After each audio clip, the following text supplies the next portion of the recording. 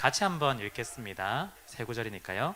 아담에게 이르시되 내가 내 아내의 말을 듣고 내가 내게 먹지 말라 한 나무의 열매를 먹었은즉 땅은 너로 말미암아 저주를 받고 너는 내 평생에 수고하여야 그 소난을 먹으니라. 땅이 내게 가시덤불과 엉겅퀴를 낼 것이라.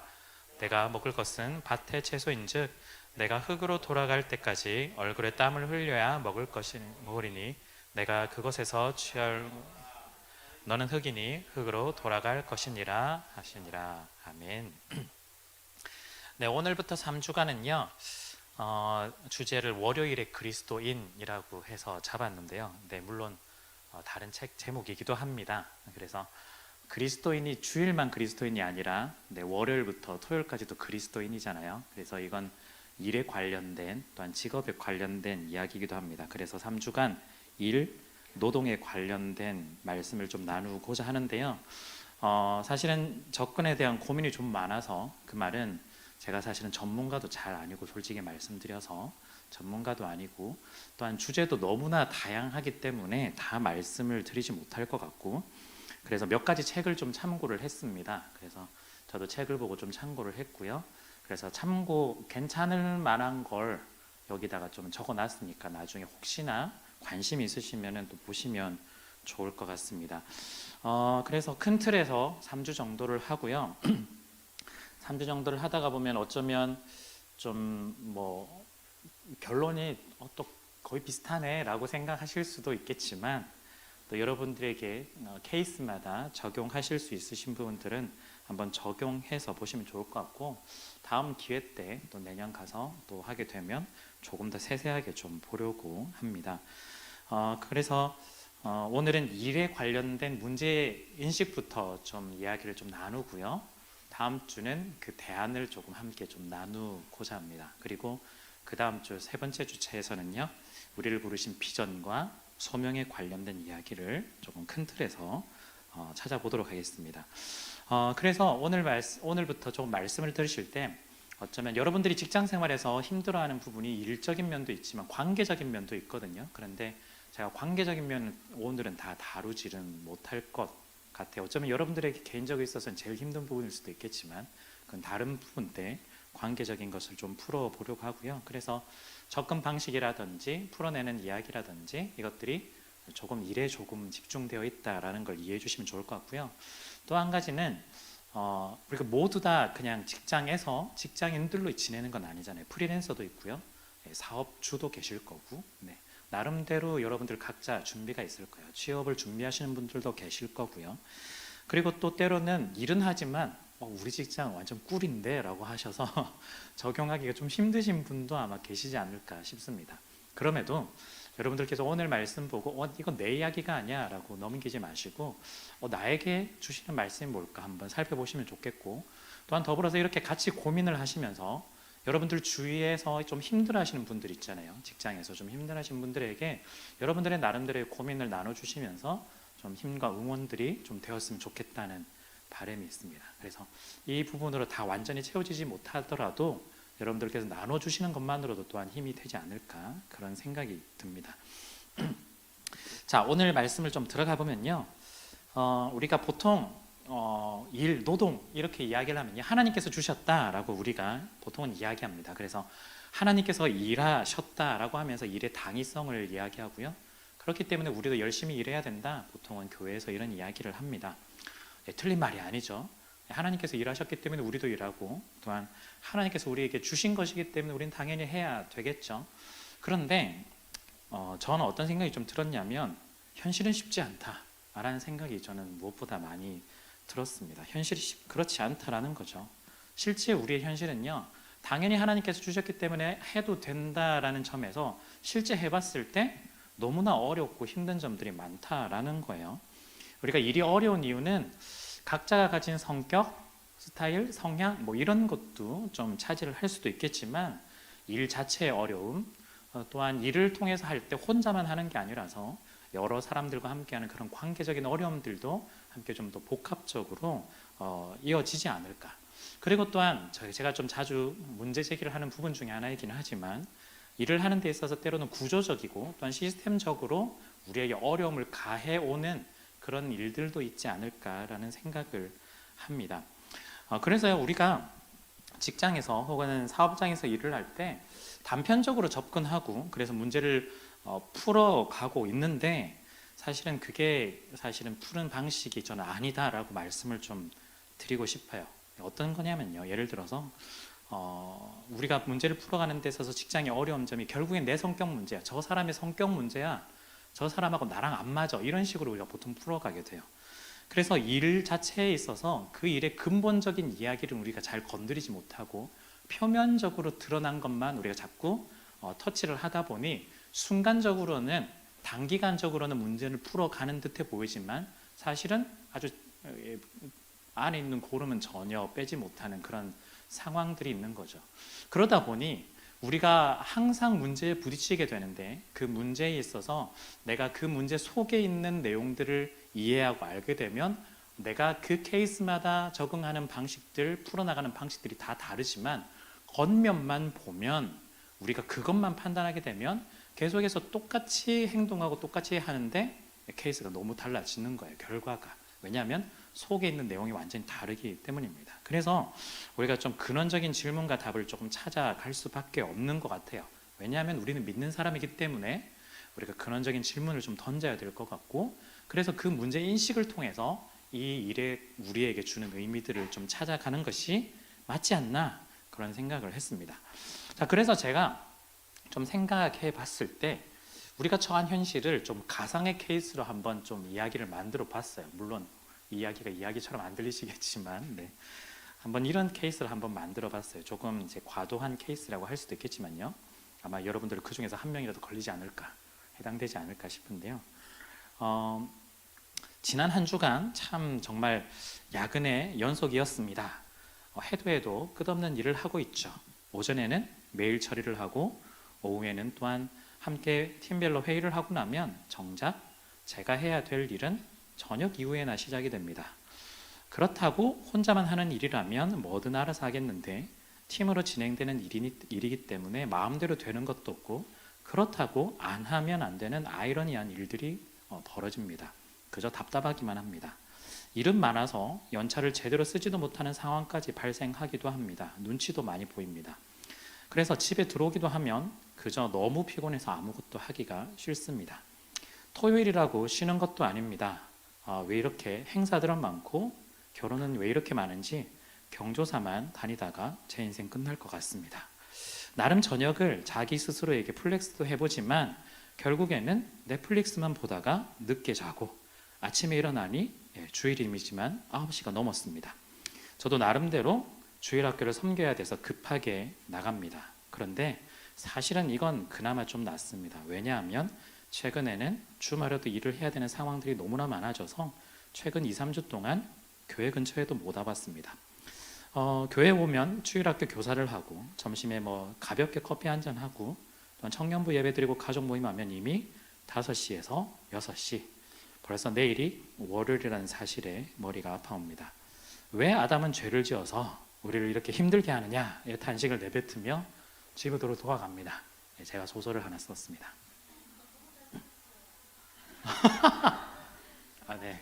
네, 그 마음이 전해진다니까 다행입니다. 감사합니다. 진짜 이런 것 같아요. 모두가 다 아닐지라도 많은 경우가 이런 케이스지 않을까. 그래서 우리는 주일이라고 부르죠. 보통은 이제 구약식으로는 안식일을 하는데 월화수목금 심지어 토요일까지 정신없이 보냈는데 주일까지 교회 오면 안식일이 아니라 정말 금요일로 일하는 듯한 느낌을 가지고 다시 월요일 출근을 하게 됩니다. 그래서 사실은요, 저는 월요일이 쉬는 날인데 제가 월요일 쉰다고 너무 당당하게 얘기하기가 참 애매해요. 왜냐하면 여러분들 그날 다 출근하고 있었을 테니까 좀 뭐라고 하기도 참 애매한데 우리 사실은 지금 상황 자체가 좀 이렇게 가는 것 같아요.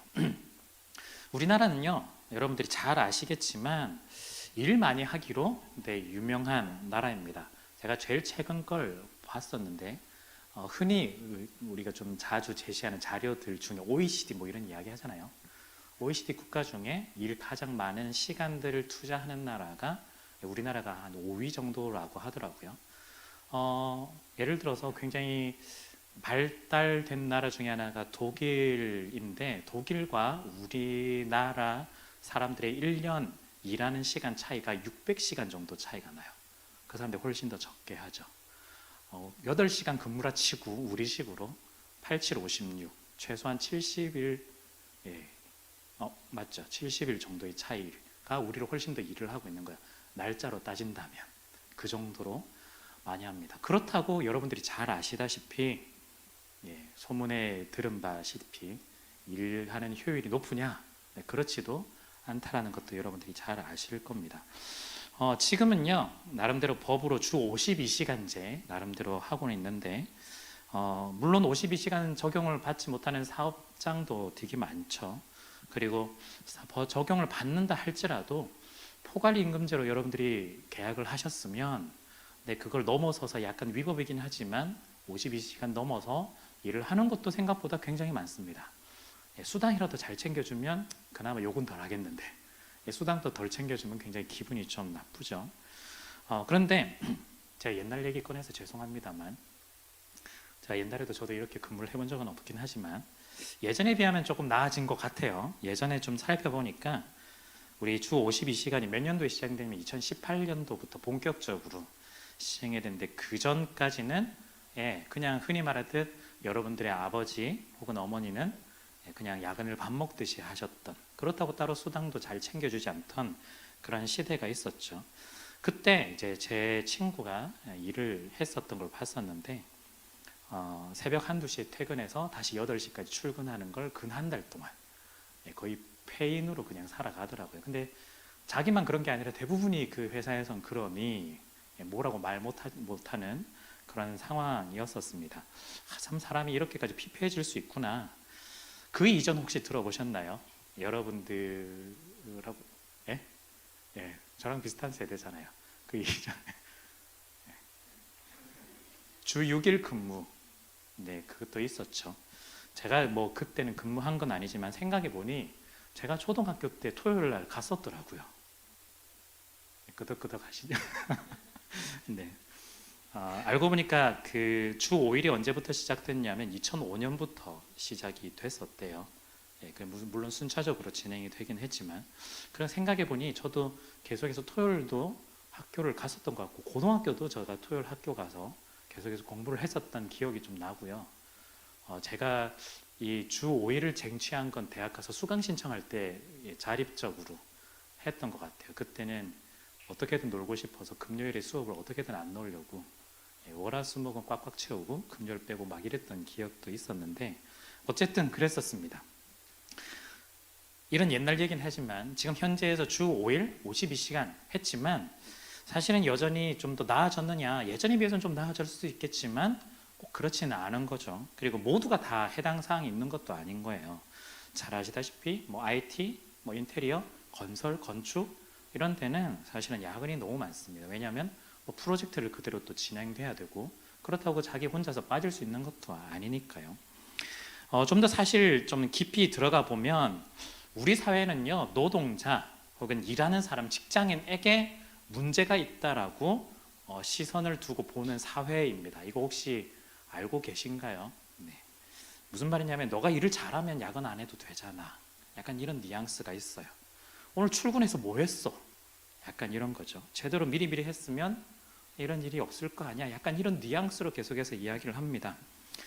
이런 이야기 계속 들으면 어떨까요? 처음에는 잘했다고 생각하지만 계속해서 들으면 사람이 거기에 약간 적응하기 시작해요. 결국에는 뭐라고 생각하냐면 그래 내가 좀 더 효율적으로 일했으면 야근 안 했을 텐데 하면서 결국에는 그 문제가 나에게 있다라고 대부분 생각하기 시작해요. 그래 내가 아침에 좀 더 일찍 일어나서 아침형 인간이 되어서 시간을 쪼개어서 부지런히 일했으면 여유를 가지고 지금 했으면 지금까지 이렇게 안 됐을 텐데 라고 하면서 우리가 생각을 하고 또한 자기를 끌고 가고 있습니다. 물론 실제로 게을러서 그런 사람들도 있겠지만 많은 경우 열심히 하고 있는데도 그렇게 스스로를 자책하는 경우들도 되게 많은 것 같아요. 그런지 유튜브를 봐도 여러분들 이런 썸네일이라든지 혹은 책이라든지 보면은 일을 못하는 사람들의 특징 뭐 이런 거 있잖아요. 이게 내 얘기인데 막 이렇게 보게 되고 또한 책 같은 거 보면 야근하지 않는 뭐 엑셀 기술 뭐 이런 거 있잖아요. 예, 엑셀 이거 제대로 단축키도 알고 좀 더 함수도 잘 알았으면 야근 안 할 텐데 모르니까 지금 야근하고 있는 거다. 네가 문제야. 약간 이런 뉘앙스거든요. 사실은 네. 우리가 그런 속에서 결국엔 내가 잘해야 되구나 이런 마음을 가지게 됩니다. 교회는 어떨까요? 네. 우리는 하나님의 형상을 반영했기 때문에 하나님의 영광을 위해 우리는 성실하게 근면 성실하게 일해야 된다라고 교회도 계속해서 그런 이야기를 했던 것 같습니다. 월화수목 네, 계속해서 우리는 그렇게 일을 하고 있죠. 특히 워커홀릭이신 분들은 남들이 하지 말라고 해도 계속해서 일을 마무리 짓고 싶어 해요. 그래서 지금도 일하고 싶어하는 욕구가 계속해서 나오기도 하죠. 여러분 어떠신가요? 여러분들이 잘못해서 지금 여기까지 이렇게 힘들게 오셨나요? 네, 그건 아닐 거예요. 우리가 좀 보는 관점이 좀 있어야 됩니다. 성경은 어떻게 보고 있을까? 그 관점들을 보고 문제를 좀 풀어나가야 될 것 같습니다. 오늘 본문요, 창세기 3장 17절에서 19절, 네, 아담이 죄를 짓고 그 이후에 이렇게 일을 하게 되고 그 상황들이 등장하게 됐는데요. 여러분들 이 문제를 보면서 우리는 항상 이렇게 해석을 합니다. 인간이 죄를 지어서 하나님으로부터 저주를 받았다. 노동을 안 했는데 노동을 하게 되었다라고 우리는 해석을 보통 하게 됩니다. 그런데요, 이거는 조금 잘못된 해석입니다. 노동은요, 창조가 되었을 때 죄를 짓기 전부터 노동이 있었어요. 하나님이 이 아담하고 하와에게 말씀해 주셨죠. 이 세상을 다스려라라고 이미 노동에 대해서 소명을 주셨습니다. 그런데 그때는 죄의 영향이 없는 그런 노동이었죠. 굉장히 즐겁고 창조적이고 아주 행복한 노동이에요. 그렇기 때문에 아주 창조적이었기 때문에 대표적인 노동 중에 하나가 그 동물들 모든 이들에게 이름을 지어주는 겁니다. 그게 뭐가 노동이라고 생각하겠지만 여러분들 굉장히 뭐 예를 들어서 미디어나 뭐 CF나 이런 업계에서 굉장히 가치 있고 중요한 직업을 하는 사람 중에 카피라이터라고 있잖아요. 그 문장 뭐 얼마 된다고? 어마어마한 거거든요. 새롭게 창조하고 있는 것도 새롭게 보게 만드는 문장과 단어들을 발견해내어 사람들의 머릿속에 딱 인식시켜주게 만드는 그 일들이 엄청난 거거든요. 알고 보면 우리 안에도 그런 일들이 있듯이 그 당시에 아무것도 없는 그 상황에서 아담은 계속해서 일을 통해서 이름 하나하나를 다 지어주었던 그런 노동을 했던 존재였습니다. 그런데 죄를 짓고 난 이후에 이렇게 되었죠. 그런데 이 일이 죄를 짓고 났더니 어떻게 되었냐면 제대로 얻지를 못하게 되었어요. 예전에는 100을 노동을 힘들었다면 그 100에 대한 최소한 100 이상의 것들을 얻을 수가 있었는데 이제는 30, 40도 안 돼요. 때로는 마이너스가 나오기도 해요. 굉장히 억울한 일들이 굉장히 많이 일어나죠. 그게 하나님의 저주 때문에 그랬을까? 하나님의 저주 때문에 그랬을까? 그것이 아니라 여러분들 이걸 조금 이렇게 해석을 하셔야 되는데요. 이 문제는요, 인간이 하나님으로부터 저주를 받았다라는 뜻이 아니라 단지 죄의 결과가 이렇게 되었다라는 거예요. 죄의 영향이 지금 땅이 이런 영향을 가지게 되었다. 그 속에서 죄된 인간이 결국에서 할 수 있고 또한 얻을 수 있는 것은 얼마 없다라는 것이 사실은 이 본문에서 이야기를 하는 겁니다. 여러분들, 이 죄의 영향으로 인해서 노동을 들인 것만큼 제대로 얻지 못하는 상황이 되면 사람들은 어떻게 할까요? 여러분들은 어떠세요? 여러분들 일하시면서 잘 아시잖아요. 열심히 노력했는데 그만큼 결과가 잘 안 나와요. 심지어 직장에서 내가 열심히 했는데 내가 했던 이 성과를 윗사람이 가져가 버려요. 그냥 내가 알아서 할게, 약간 이런 식으로. 그리고 옆에 있는 사람이 마치 자기가 했던 것처럼 숟가락을 자꾸 올리고 있어요. 네. 대학생들이라면 팀플을 아무것도 안 해놓고 숟가락 올리듯이 그런 사람들 다 있거든요. 엄청 많거든요. 그런 일들이 자꾸 벌어져요. 하기 싫어요. 그러면 하기 싫으면 나는 그냥 대학생이면 하기 싫으면 그냥 하기 싫은 대로 할 수 있겠지만 직장은 아니잖아요. 결국엔 하게 되는데 그러다 보니 내 거를 더 챙기기 위해서 더 사람이 이기적으로 변하기 시작하는 거예요. 내가 노력으로 어떻게든 이루어져야 된다고 생각하고요. 내가 부족한 만큼 더 채워야 된다고 생각을 하게 되는 거죠. 우리가 최소한의 노력을 통해서 최대 수익을 얻기 위해서 정말 노력을 많이 할 겁니다. 그 말은 변칙이 훨씬 더 많을 것이고 또한 위법도 발생하고 불법도 발생할 가능성이 높습니다. 때로는 옆에 있는 동료와 친구와 그런 사람들을 밟고 일어서야만 우리가 먹고 살 수 있는 환경이 되기도 한다라는 뜻이죠. 말 그대로 적자 생존입니다. 그리고 당연히 우리가 했던 이 노력이 내가 잘 되면 그래 내가 잘해서 그런 거야, 내가 못 되면 다른 사람의 핑계 혹은 우리가 믿는 사람이라면 하나님에 대한 우리가 비난 통해서 우리가 원망을 하기도 하는 그런 모습들로 나타날 수도 있겠죠. 과거에는요, 강한 자들이 상대방을 죽여서 땅과 재산을 가져가는데 오늘날에는 사람을 직접 죽이지는 않는다라고 하지만 그에 상응하는 방식으로 그 사람을 피폐하게 만들면서 무너뜨리고 자신만의 이득을 취하게 됩니다. 결국 이게 어떻게 시작되었느냐? 죄의 영향, 죄의 결과들로 인해서 우리의 노동들이 가치가 적어지게 되거나 무가치하게 되는 일들이 발생하게 되고 우리의 모든 행동들이 굉장히 비참하게 또한 처참하게 만들어지며 또한 이 과정이 인간의 생명과 가치를 완전히 짓밟는 일까지 이루어지게 되고 있다는 거예요. 그것이 세상에서 이루어지는 일들입니다. 우리라고 별반 다를까? 사실은 예수 믿는다라고 하지만 우리도 비슷한 행태로 이렇게 세상을 살아가고 있는지도 모르겠습니다. 그래서 우리 자신을 한번 돌아볼 필요가 있는 거죠. 죄로 인해서 사람은요 타락하게 되고 타락한 사람의 이 일 또한 노동 또한 함께 변질되게 되었습니다. 이 변질된 일을 조금 좁혀서 우리가 조금 생각해 보면 좋을 것 같은데요.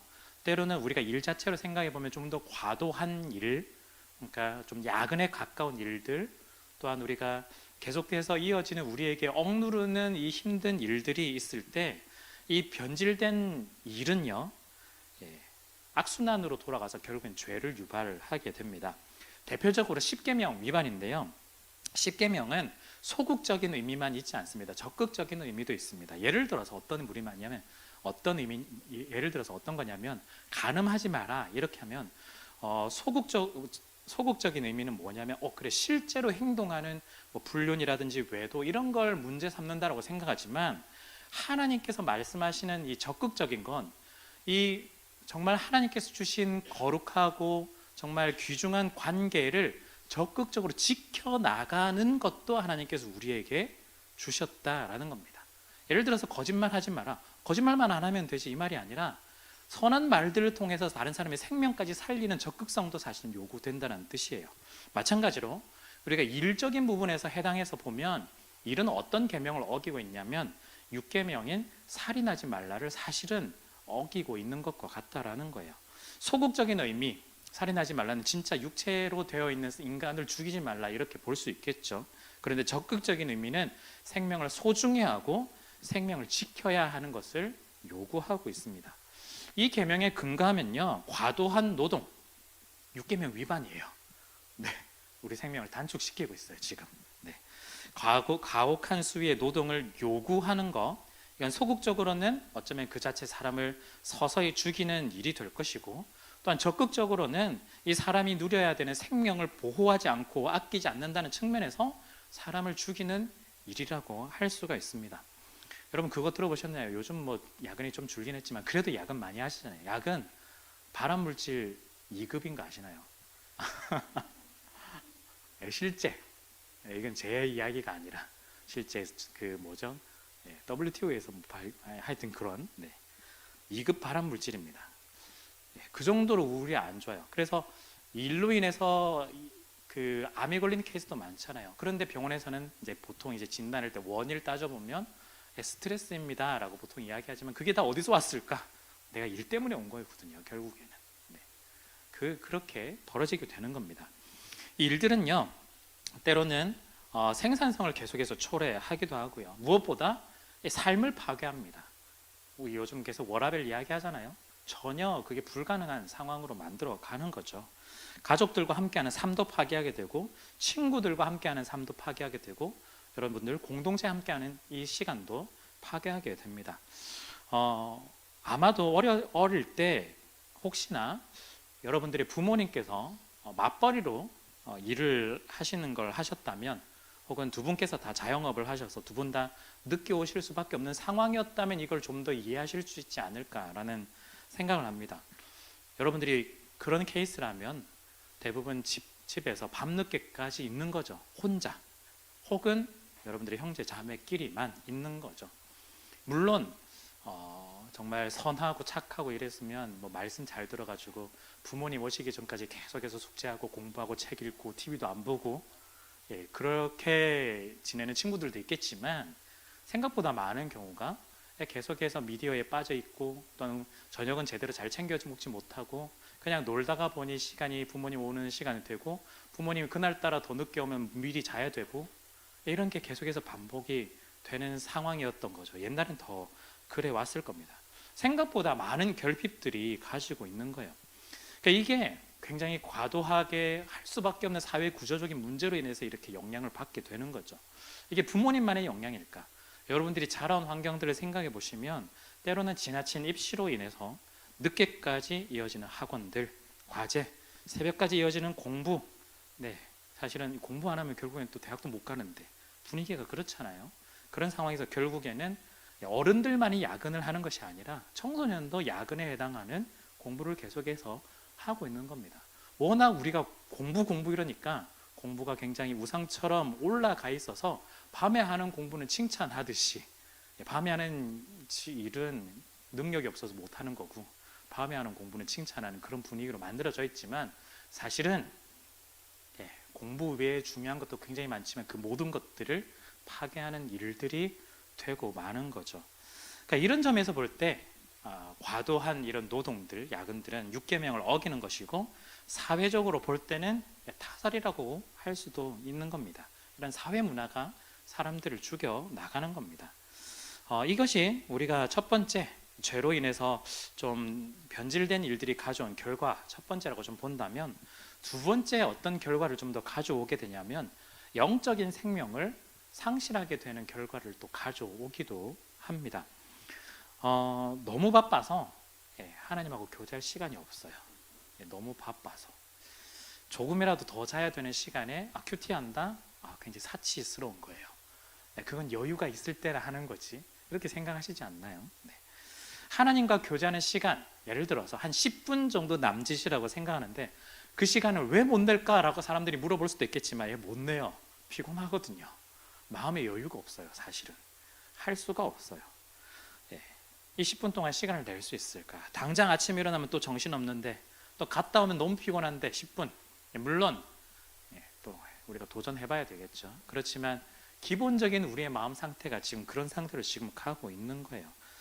주중에는 이런데 주말에는 어떨까요? 주말에는 이제 일도 안 하니까 좀 더 여유가 있지 않을까? 자야죠. 그리고 자고 일어나면 약속 가야 되고 또 경조사 가야 되고, 그러다 보면은 그냥 하루가 가는 거예요. 갔다 오면 큐티, 기도, 성경 읽기 하지만 그래 오늘은 넷플릭스 보는 거야 하고 그냥 그렇게 마무리를 짓는 경우가 훨씬 더 많은 것 같아요. 우리 마음의 여유가 없는 거죠. 때로는 우리가 이런 상황 속에서 그래도 내가 말씀 보고 기도해야지 하면서 성경을 펴고 큐티를 하고 있지만, 그날따라 이상하게 말씀을 봤더니 무슨 내용이냐면 정말 회사에서 힘들었는데 그래 그 사람을 이해하고 사랑하고 용서해라 이런 말 나오면 정말 때려치우고 싶은 거예요. 네. 성경이고 뭐고 하나님이고 뭐고 그런 마음이 전혀 들지 않는 겁니다. 이미 우리의 마음이 지금 어떤 상태일까요? 영적 생명을 지금 상실하고 있는 상태인 거예요. 사실은 이것이 굉장히 심각한 거예요. 여러분들이 좀 시간이 되면 여유가 되면 해야지, 이미 영적 생명을 상실하고 있기 때문에 힘이 없어지고 있는 거예요. 시간을 정해서, 바쁜 와중에도 시간을 정해서 내가 하고 싶은 일들은 하는 것처럼 이 말씀을 보고 기도하고 묵상하는 이 시간들이 바쁜 와중에서도 시간을 내지 못한다는 건 이미 나에게 생명이 없기 때문에 우선순위가 안 된다라는 뜻입니다. 여러분, 이런 상황이라면 주일날 만약에 교회에 와서 예배를 드린다고 할 때도 제대로 우리가 예배를 드릴 수 있을까? 전혀 그렇지 않다라는 거예요. 저는요 조금 다르게 생각하는데, 어떤 면에서 다르게 생각하냐면 주일 예배를 잘 드리면 월화수목금토 잘 지내겠지? 저는 조금 반대로 생각하는 사람입니다. 월화수목금토를 잘 지내야 주일도 잘 보낼 수 있어요. 물론 주일을 잘 보내시고 힘을 받아서 월화수목 잘 하시는 분들도 있겠지만, 제가 봤을 땐 거의 대부분 평일에 그래도 말씀 읽고 묵상하고 평일에 기도하는 사람만이 주일을 기대하게 되지, 그걸 하지 않으면 전혀 주일에 올 이유가 없어요. 전혀 없습니다. 우리가 지난번 예배 시리즈를 통해서 보았던 것처럼 전혀 여기에 올 이유가 없는 거예요. 피난처가 될 이유가 없는 거죠. 그렇기 때문에 어떻게 살아가느냐가 굉장히 우리 가운데 중요합니다. 이런 삶을 살아가는 동안에 우리가 주일날 오게 되면 결국에는 예배 드리다가 정신없이 가고, 또한 봉사하시는 분들 정신없이 봉사하다 보면 그냥 가는 거야. 진짜 하나님을 만나고 교제하는 것들이 거의 없는 상황에서 무슨 영적인 힘을 얻어가지고 또한 일주일을 살아갈 수 있을까? 거의 불가능하다라는 거야. 그런데 중요한 건요, 이렇게 될 때 우리가 이걸 경고음을 우리가 캐치하지 못하고 우리가 계속해서 이런 삶을 살아가게 되면 진짜 영적인 생명을 완전히 잃어버렸을 때 회복하기 너무나 힘든 그 순간이 우리 가운데 오게 된다는 걸 우리는 기억할 필요가 있습니다. 우리는요, 이런 계기를 통해서 다시 한 번 더 영적인 생명을 회복할 수 있는 우리의 근본적인 개편을 할 필요가 있습니다. 우리가 또 한 가지 하나 더 살펴보고 싶은 건요, 이 일들로 인해 죄의 영향으로 인해서 우리 노동에 어떤 일들이 가져오게 됐냐면 살인하지 말라는 계명, 그리고 우리의 영적인 생명을 갉아먹는 것뿐만 아니라 이거는 우리 개인적인 일이잖아요. 우리 이웃을 사랑하지 못하게도 만들어요.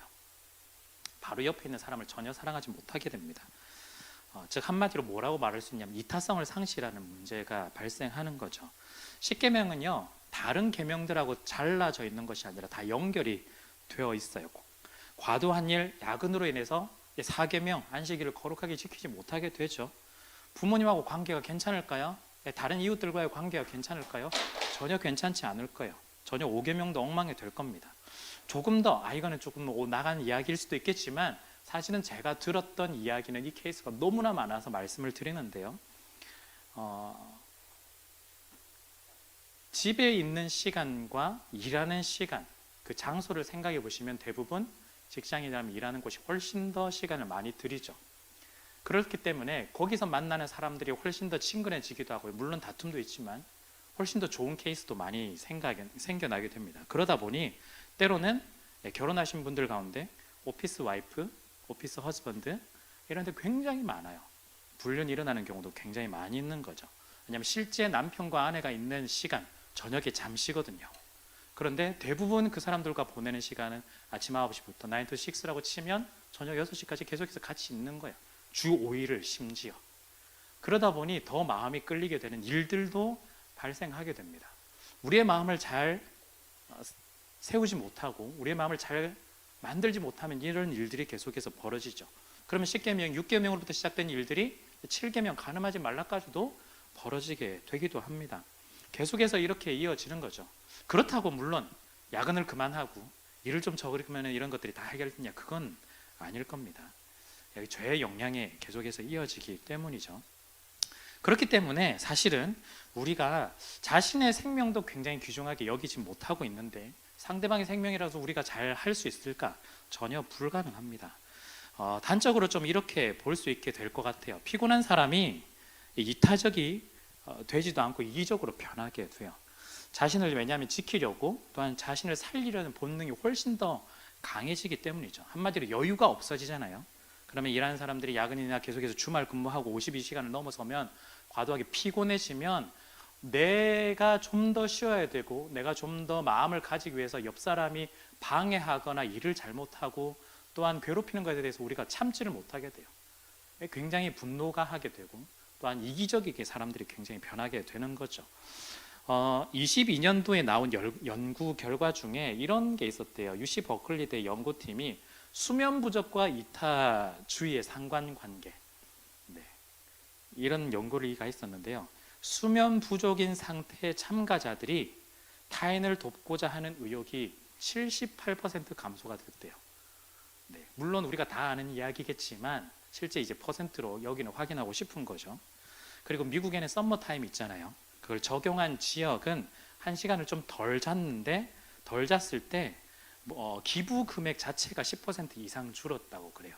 넓은 마음으로 기부를 해야 되는데 1시간 덜 자니까 짜증이 나는 거예요. 왜 쟤들을 내가 도와야 돼? 이런 마음이 드는 거죠.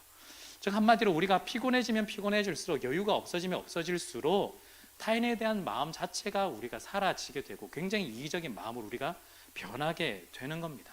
혹시나 여러분들 가운데 피곤하신데 예민하신 분, 네. 네, 지금 옆에 있는 사람도 사랑하기 힘든 거예요. 네, 이해가 됩니다. 제가 뭐 죄를 지적하고 싶어서 그런 게 아니라 충분히 이해하고 있다는 뜻입니다. 왜냐하면 이 결과를 충분히 다 봤기 때문에. 그게 어디서부터 시작되는지를 아셔야지 우리가 문제 대처를 할 수가 있습니다. 그렇기 때문에 이 문제는요, 사실은 개인을 넘어서는 조직에까지 이어지는 문제가 된다라는 거예요. 우리가 세상은요, 우리의 시간을 계속해서 훔치려고 해요. 합리적인 비용 계산이 아니라 적은 비용으로 우리의 시간들을 계속해서 가져가려고 해요. 죽도록 일해도 제대로 받지 못하는 사람들이 있는 반면에 아무것도 하지 않아도 많은 것들을 가져가는 사람들이 있습니다. 10계명으로 따져보면 계속해서 8계명, 도둑질 하지 말라까지도 이어지죠. 물론 우리가 자본주의 사회에서 살아가고 있지만, 그렇기 때문에 우리가 돈을 많이 벌면 이것들이 굉장히 좋지만, 우리가 투자한 만큼, 즉 내가 노력한 만큼 제대로 받지 못하면 자본주의 사회만큼 힘든 사회가 없어요. 그리스도인은요, 이 사회를 뒤집어엎자 이런 이야기가 아닙니다. 오히려 우리가 어디에 관심을 가져야 되느냐, 우리의 개인의 문제로부터 시작된, 죄의 문제로부터 시작된 것들을 우리의 눈을 들어서 사회 문제에도 우리가 눈을 뜰 필요가 있다는 뜻입니다. 합리적이고 상식적이고 그런 사회가 되기 위해서 우리가 좀 더 관심을 가져야 될 필요가 있는 거죠. 그래서 사람들에게, 옆에 있는 사람들에게 우리가 똑같이 배워온 것처럼, 윗사람들로부터 배운 것처럼 너 게을러서 그래, 우리가 이렇게 계속해서 해서는 안 된다라는 거죠. 우리가 물론 쉽지는 않겠지만, 원래 사회생활이 그런 건 아니겠지만, 우리가 그리스도인이라면 이 사회의 근본원이 죄 때문에 이렇게 되었다는 걸 알고, 이 사람이 능력 준비를 안 해서 이렇게 되었다는 그 인식을 자꾸 우리가 심어주는 것이 아니라, 어떻게든 이 사람들도 함께 우리처럼 동일하게 은혜를 입고 동일하게 이 사회 속에서 일어날 수 있을지를 같이 고민해야 할 우리가 되어야 한다라는 거죠. 쉽지 않습니다. 저도 화가 날 때도 있거든요, 일이 안 되면. 그럼에도 불구하고 함께 응원하고 함께 격려할 필요가 있다라는 겁니다. 만약에 내가 나중에 취업이 잘 되고 잘 안 되고 이직도 안 되고 승진이 안 됐는데, 사람들이 나보고 너 능력이 없어서, 부족이 없어서, 부족해서, 준비를 안 해서, 열심히 안 해서, 이런 얘기 들으면 우리가 받아들일 수 있을까요? 똑같습니다. 다른 사람한테 우리가 그런 얘기 해서는 안 된다라는 거죠. 열심히 안 한 경우도 있겠지만, 사회 자체가, 구조 자체가 불합리와 불의로 가득한 곳이라면 우리가 먼저 그런 이야기를 해서는 안 될 겁니다. 이웃에게 거짓 진술을 요구하고 거짓말을 요구하고, 또한 이웃의 시간, 능력들을 탐내는, 그것을 몰래 뺏어오는 그런 사람들이 우리는 되어서는 안 된다라는 거죠. 우리가 과도한 일, 야근으로부터 목사님 너무 이야기가 나간 거 아니에요? 이렇게 생각하실 수도 있겠지만, 이 모든 문제가 그냥 단지 나의 태도적인 문제, 저 사람하고 나의 성격 차이 문제, 이런 것으로 시작된 것이 아니라, 알고 보면 죄악으로 인해서 이어진 많은 영향들이 우리의 각자의 마음과 상대방의 마음과 사회 문화 전체에 계속해서 영향들을 끼치고 있다라는 걸 우리가 근본적으로 알고 있을 때, 우리가 조금씩 문제를 풀어나갈 수 있다라게 되는 거죠. 그렇기 때문에 우리가 단지 그리스도니까 열심히 일해야지, 이걸 조금 바꿔야 될 필요가 있습니다. 물론 열심히 해야죠. 성실히 해야죠. 단지 열심히, 그런데 올바른 방향으로 우리가 성실하게 나갈 필요가 있습니다. 자, 그렇다면 우리는 좀 어떻게 나갔으면 좋을까? 물론 다음 주에 조금 더 이야기를 하겠지만, 오늘의 이 내용 안에서 간단하게 조금만 몇 가지만 좀 보면요, 첫 번째는요, 조금 맥락하고 좀 다른 이야기일 수도 있겠지만, 하나님께서 우리의 상황을 이미 좀 알고 계시다라는 걸 우리가 먼저 기억을 하면 참 좋겠습니다. 오늘 읽었던 이 3장 17에서 19절이요, 하나님의 저주가 아니라 사실은 죄의 저주입니다. 하나님의 저주가 아니라 죄의 저주입니다. 죄의 결과, 영향이 우리의 현실에서 드러나게 되고 있는데요, 죄로 오염된 인간, 그리고 죄로 인해서 지구가 오염이 되어 있는데, 그 구조와 시스템, 문화가 이런 영향을 주게 되고, 그 안에서 또한 죄인된 인간들이 더 많은 악행들을 저질러 가고 있는데, 그렇기 때문에 우리가 예수 그리스도를 믿고 일을 하고 있는 상황에서 참 힘들고 어려울 때 차라리 안 믿는 게 훨씬 더 좋을 뻔했다라는 생각이 들 때가 훨씬 더 많거든요. 하나님께서는 침묵하시는 것 같고, 하나님께서 도움을 주시지 않는 것 같고, 하나님께서는 전혀 관심도 없는 듯해 보이는 그 상황 속에서, 사실은 하나님께서 우리를 내버려 두시느냐, 우리 포기하시느냐, 그런 게 아니라는 겁니다. 계속해서 관심을 가지고 계시고 하나님께서 우리의 모든 것들을 알고 계십니다. 우리가 잘 알고 있는 출애굽기, 모세가 부르심을 받았을 때 하나님이 모세에게 무슨 이야기를 했냐면 이 백성들이 거기서 이집트에서 얼마나 고통을 받고 있고 힘들고 어려운지를 내가 잘 알고 있다. 내가 직접 보고 있고 직접 듣고 있고 직접 모든 것들을 다 알고 있다라고 하나님께서 말씀을 해주고 있습니다. 그런 와중에서 하나님께서 해결책으로 모세를 불러서 모세를 통해서 이 백성들을 데리고 나올 수 있도록 구원할 수 있도록 하나님께서 일들을 만들어 나가신다라는 거예요. 하나님께서는 이스라엘 백성들을 향해서 출애굽에 있을 그 이스라엘 백성들을 향해서 이집트에 있을 때 그래 너네들이 잘못해서 이렇게 된 거야 라고 말씀하지 않으세요. 그 이집트에 있는 구조와 문화 속에서 고통을 받고 있다는 걸 이미 알고 계십니다. 마찬가지입니다. 우리가 그리스도인으로서 이 세상 가운데 살아갈 때 여러분들이 믿는 자로서 좀 당당하게 살아가셨으면 좋겠습니다. 그럴 때 하나님께서 여러분들의 상황들을 알고 계신다. 하나님께서 여러분들의 어려움들과 고통과 힘든 점들을 알고 계신다라는 걸 우리가 기본적으로 기억해야만 하나님을 붙잡고 이 상황 속에서 우리가 풀어나갈 수 있을 것 같아요. 그런데 하나님께서 아시는 것만으로 끝내실까? 네, 그건 절대 아닐 겁니다. 그렇기 때문에 우리가 이 어려움을 넘어설 수 있도록 힘을 좀 주실 텐데요. 우리에게 어떤 힘을 주실까? 그게 두 번째입니다. 우리가 제 6계명들을 다시 한 번 더 생각하면서 나아갈 수 있도록 하나님께서 만들어 주신다라는 거예요. 6계명, 살인하지 말라. 실제 살인하지 말라라는 것과 동시에 생명을 살려야 된다라는 적극성이 우리 가운데 요구가 되어져요. 자기 자신의 생명도 살려야 됩니다. 여러분들 스스로에게 생명을 살리셔야 돼요. 앞서 말씀을 드렸지만 우리 보고 문제가 있다, 너 이게 능력도 없어, 아무것도 못해라고 자꾸 말을 들으면 진짜 못한다고 우리가 자꾸 생각하게 돼요. 인간이 좀 그런 존재예요. 그 이야기를 들으면 진짜 나는 아무것도 할 수 없는 사람이라고 자꾸 착각하게 돼요. 그렇지 않습니다. 하나님께서 여러분들을 하나님의 형상으로 정말 귀하게 한 사람 한 사람들을 잘 만드셨어요. 그 사람들이 죄악으로 인해서 우리를 향해서 그런 기준으로 자꾸 보기 때문에 그런 이야기를 할 뿐이지, 아니에요. 여러분들은 충분한 능력들을 발휘하실 수 있고 모든 것들을 다 드러내실 수 있는 분이에요. 단지 지금은 조금 상황 자체 때문에 움츠러들었을 뿐, 거기가 끝이 아니다라는 거죠.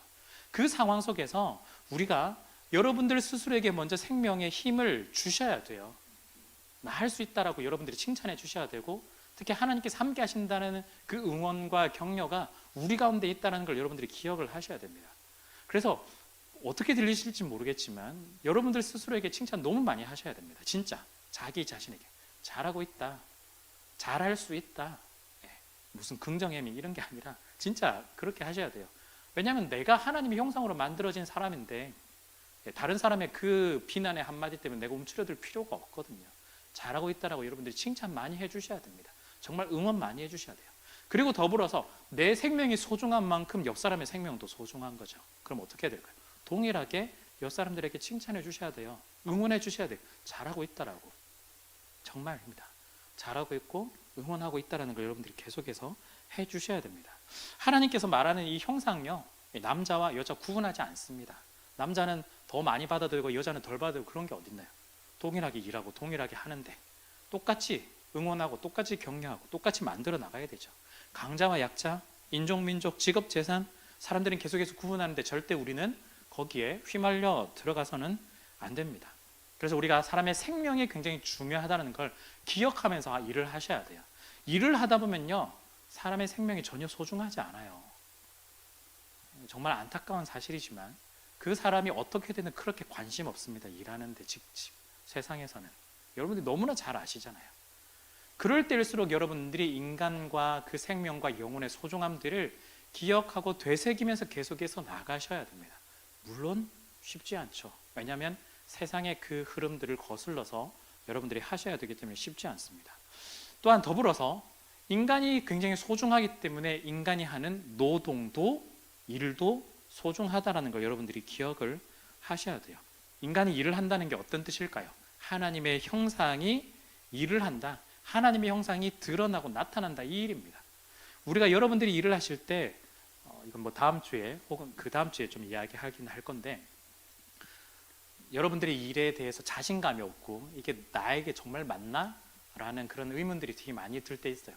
물론 그런 것들을 점검하고 확인하고 때로는 이직을 준비하기도 하고 다른 직종을 찾아가기도 하고 준비를 해서 나에게 가장 맞는 것들을 찾아가야 되겠죠. 그러나 그런 것과 별개로 여러분들 그렇다고 해서 이 지금 주어진 일을 대충 하시면 안 돼요.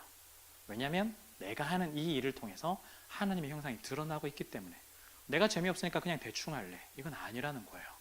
요즘 그런 일들이 되게 많다고 하거든요. 어린 친구들 사이에서는 더 많이, 아르바이트 하면서도 더 많은 일들이 벌어진다고 하는데, 그래서는 안 됩니다. 더 열심히 해야 되고 더 성실하게 일을 해야 돼요. 그럼에도 그 와중에서도 이 일이 나에게 주어진 소명인지 비전인지를 점검하고 확인하는 건 또한 더불어서 필요하겠죠. 안 맞으면 계속해서 그만둘 건가요? 그건 아니거든요. 우리 가운데 어떻게 되는지를 확인하고 우리가 정말 소중하게 이 일들을 만들어 나가야 됩니다. 그래야 우리의 주변에 있는 작은 지역이라도 하나님의 형상을 드러내고 하나님의 뜻을 드러내면서 세상을 조금씩 변화시켜 나갈 수 있지, 그게 아니면 아무것도 할 수가 없어요. 나조차도 세상에 휩쓸려서 계속해서 흘러나갈 겁니다. 자, 그 다음에 우리가 또한 어떻게 넘어설 수 있을까? 방금 말씀드렸던 노동에 관련돼서 내가 하는 노동이 소중하다라는 인식을 계속해서 가져야 됩니다. 앞서는 전체의 노동이라고 이야기했다면 여러분들이 하는 노동의 소중함입니다. 자, 세 번째, 특별히 직장에서 서로를 귀하게 여기도록 좀 노력을 하셨으면 좋겠습니다. 조금 더 세부적으로 좀 들어간 케이스인데요. 이게 진짜 우리 주위의 사람들에 대해서 관심을 조금 가지는 겁니다. 인간은 존귀하다, 존엄성이 있다.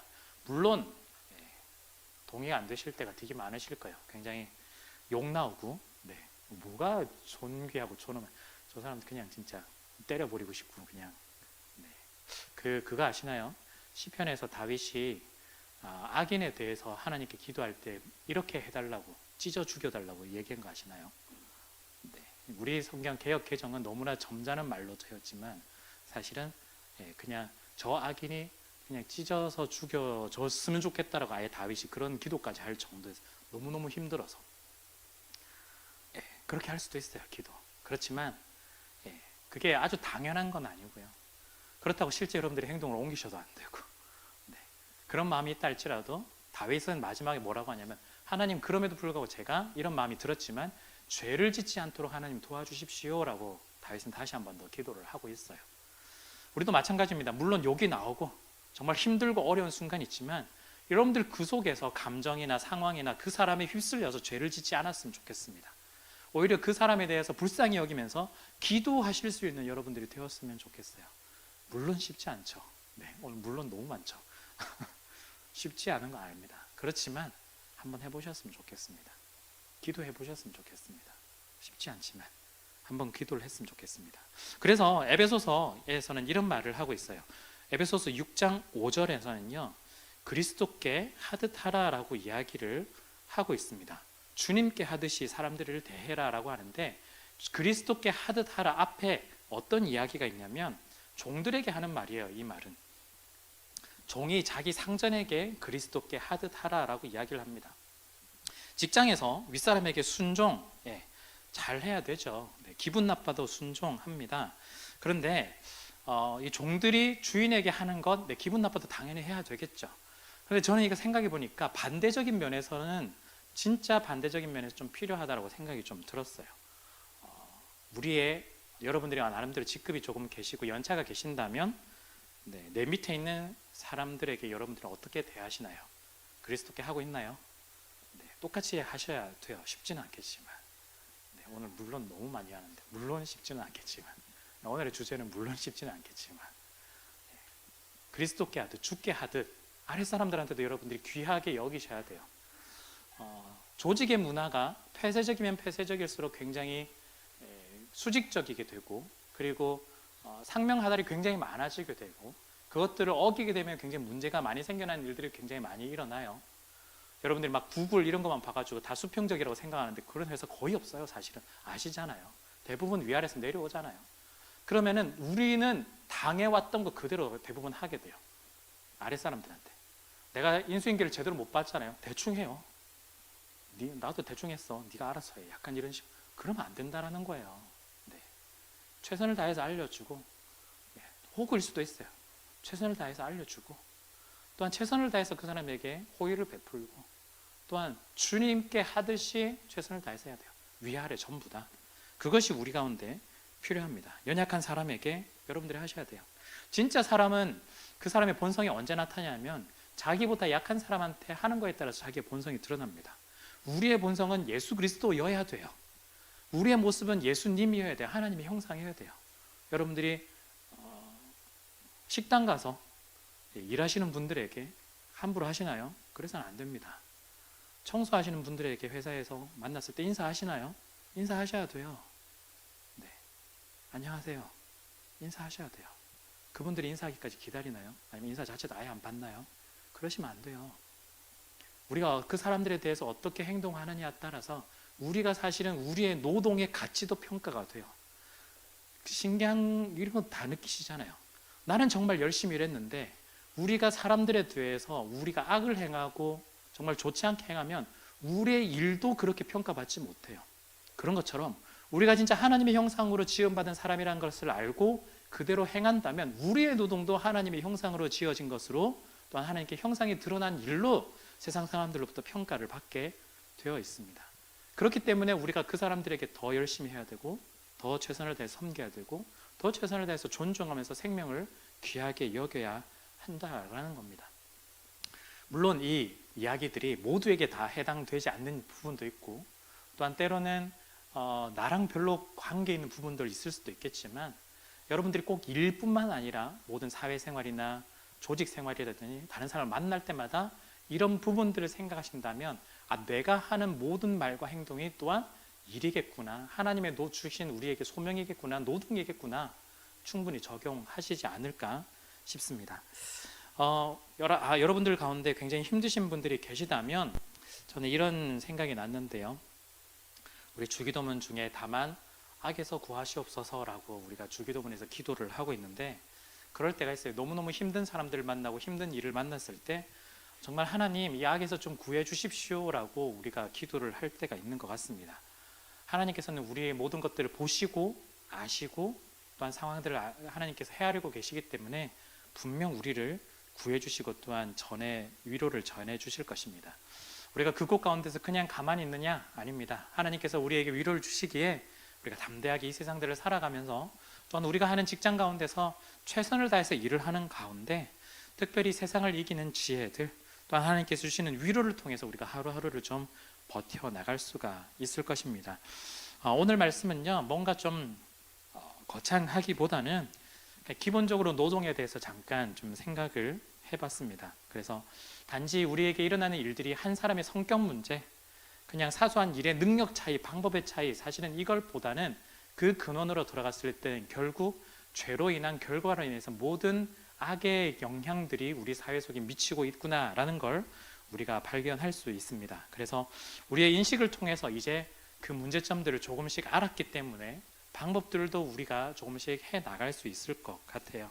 그래서 여러분들 직장을 다니시고 있는 그 상황 가운데서 또한 준비하고 있는 상황 가운데서 사람들을 만나실 때마다 여러분들에게 주어진 이 상황들을 여러분들이 한번 파악해 보시고 점검해 보시고 또한 케이스를 찾아서 그 상황 가운데서 정말 나는 하나님의 형상으로 하나님의 은혜와 사랑을 어떻게 하면 잘 드러낼 수 있을까를 한번 고민해 보시면 좋겠습니다. 한 사람에게도 중요하고요. 여러분들 자신에게도 중요하고 여러분들이 속해 있는 조직과 사회도 굉장히 중요합니다. 여러분들이 그곳 가운데서 정말 하나님께 주시는 힘과 능력을 통해 또한 하나님께서 함께 하시는 그 은혜를 통해서 한번 이겨내시고 승리하시고 또한 그곳 가운데서 하나님의 은혜의 꽃을 한번 피워내시면 참 좋겠습니다.